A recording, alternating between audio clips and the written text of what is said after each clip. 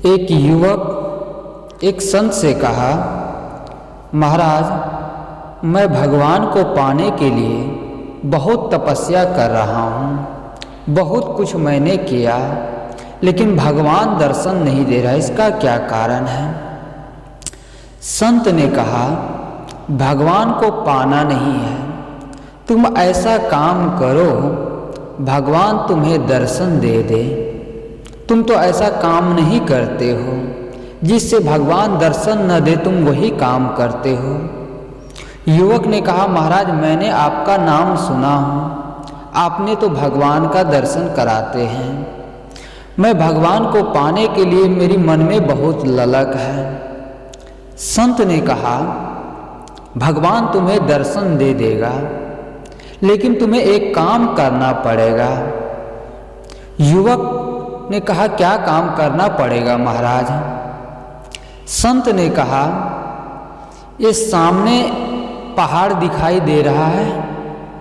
कहा, महाराज पहाड़ तो बहुत ऊंची है, दिख रहा है। संत ने कहा, भगवान वहीं रहते हैं, वहाँ भगवान तुम्हें मिल जाएगा। युवक की मन में ललक थी। संत ने कहा, भगवान को पाने से पहले तुम्हें एक काम करना पड़ेगा। युवक कहता, महाराज जी क्या काम करना पड़ेगा बताइए।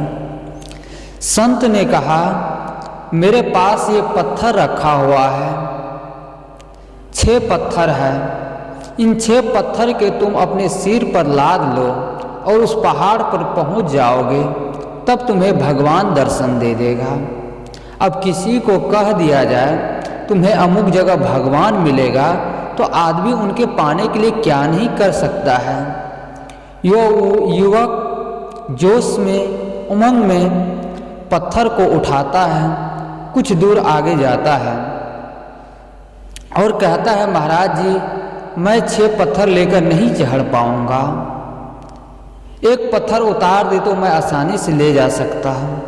संत ने कहा, ठीक है बेटा, एक उतार दो। वो युवक एक पत्थर को संत उतार कर रख देते हैं और युवक चढ़ता है। चढ़ते चढ़ते कुछ दूर और पहुंचता है, वो युवक थक जाता है। संत से फिर कहा, महाराज एक पत्थर आप और उतार दें, मैं इतना नहीं ले जा पाऊंगा, बहुत ओजन है।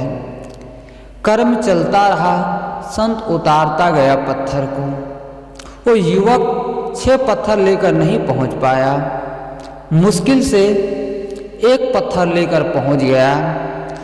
तब युवक ने कहा, महाराज भगवान कहाँ, आप भगवान का दर्शन करवा दीजिए। संत ने कहा, बेटा मैं तुम्हें ने 6 पत्थर दिया, तुम 6 पत्थर लेकर चढ़ नहीं पाया, तुम्हें भगवान कैसे दर्शन देगा।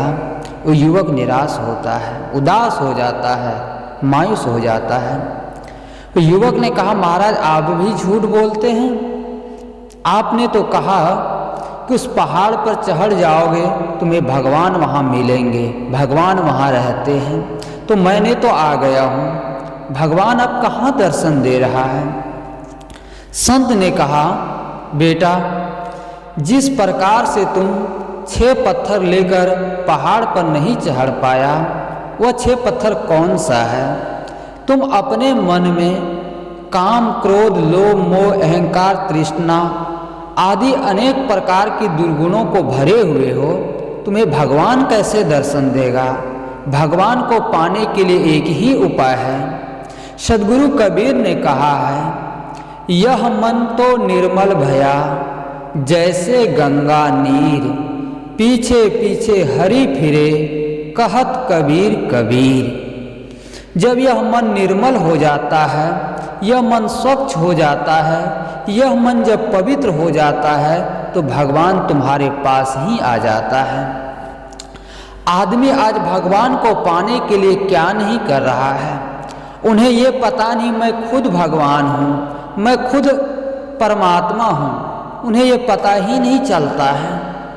जिस आदमी को अपने माता पिता में, अपने गुरु में, अपने भाई में भगवान नहीं दिखाई दे रहा है, वो क्या मंदिर में भगवान को खाक पाएगा। किसी ने बहुत ही सुंदर कहा है, एक बार जब कोई पत्थर मंदिर जाता है तो भगवान कहलाने लगता है, लेकिन इंसान 1000 बार मंदिर जाता है सिर्फ पत्थर का पत्थर ही बना रहता है। पत्थर मतलब उन्होंने अपने जीवन में कोई परिवर्तन ही नहीं करना चाहता है। आप जिस प्रकार से 1 घंटा के लिए आप मंदिर जाते हो, आप भगवान से क्या मांगते हो? रुपये पैसे मांगते हो, लेकिन आपने कभी अपनी मन की शांति मांगी है भगवान से? कभी नहीं आपने भगवान से ये अर्चना किया, भगवान हमें सुख पहुंचाओ, शांति पहुंचाओ। लेकिन आदमी भगवान को पाने के लिए क्या नहीं करता है। जिस भगवान को पाने के लिए आदमी इतनी आफतें उठाता है, वो भगवान तो उनके घर में मौजूद है। मैंने कहा, जिस आदमी को अपने माता पिता में भगवान नहीं दिख रहा है, अपने भाई में भगवान नहीं दिख रहा है, क्या वो बाहर कैसे भगवान को पाएगा? मैं आपसे पूछूं, आपके पिताजी आपको पैदा किए हैं, माता पिता के संयोग से बच्चे पैदा होता है, लेकिन मैं पूछूं, आप लोग जितने लोग यहाँ बैठे हुए हैं, आपके पिता ने आपको जन्म दिया है, माँ ने जन्म दी है, आप बड़े हैं कि आपके पिता बड़े हैं? बताइए जरा। आप सब कहेंगे, बता रहे हैं कि पिताजी बड़े हैं। ठीक है, पिताजी बड़े हैं। जिस भगवान को आपने बनाया, आपने गढ़ा, आपने संभाला, आप बड़े हैं कि भगवान बड़े हैं?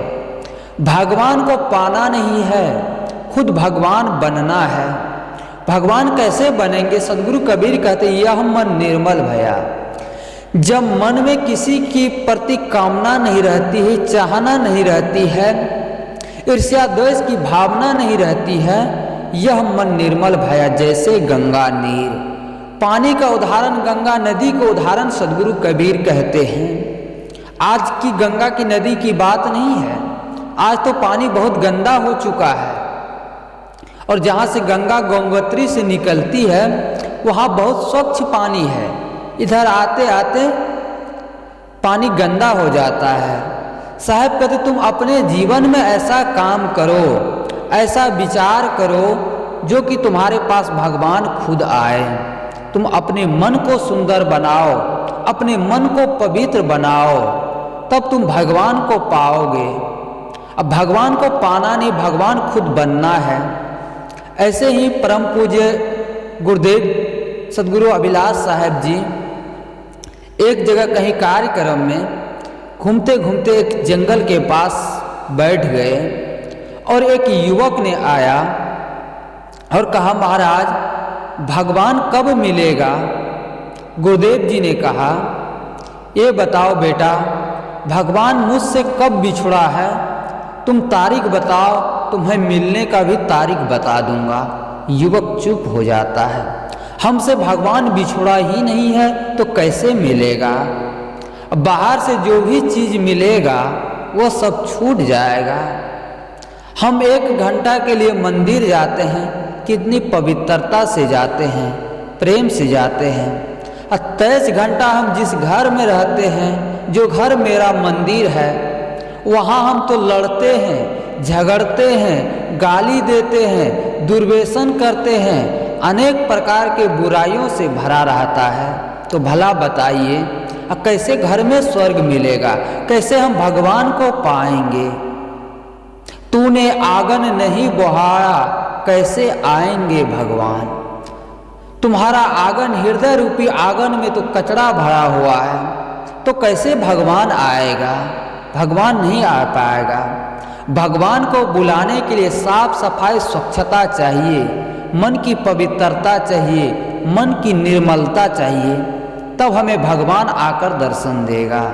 और ये भी आप मत सोचिए हमें कोई भगवान आकर हमें सुख पहुंचाएंगे, शांति पहुंचाएंगे।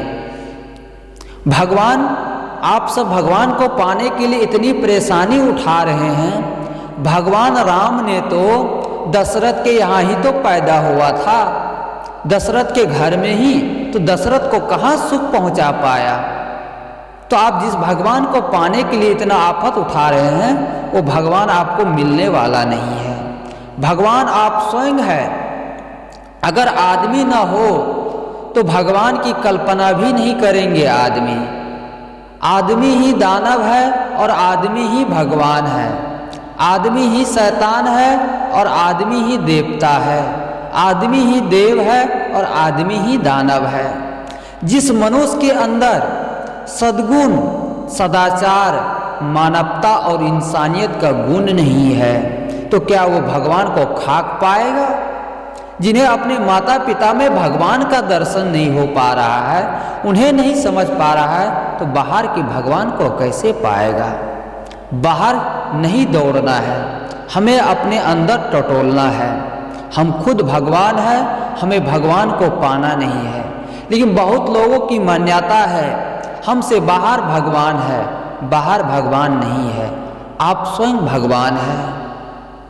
आप अपने को पहचानिए, अपने आप को जानिए, मैं खुद भगवान हूँ। ये आप सोचकर विचार करके जीवन में, मैंने कहा ना, आदमी भगवान को पाने के लिए, वो युवक और कोई नहीं है, हम सब भूले हुए हैं। संत भूला लोग कहे घर मेरा, जा घर में तू भूला डोले, सो घर ना ही तेरा।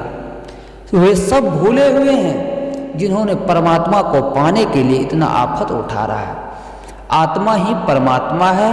हम संसार के प्राणी पदार्थों को छोड़कर अपने स्वरूप में लौटे, अपने आप को देखें। हम खुद भगवान हैं।